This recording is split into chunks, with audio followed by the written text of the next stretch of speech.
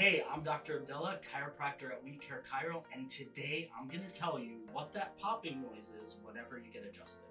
So, a lot of times the adjusting is really associated with a crack or a loud pop.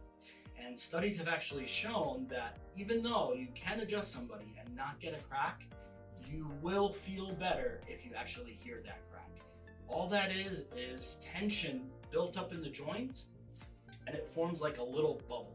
And once we push it past its normal range of motion, that bubble gets released. But there's no bones moving, nothing is breaking, and really everything is absolutely the same, just less tension in your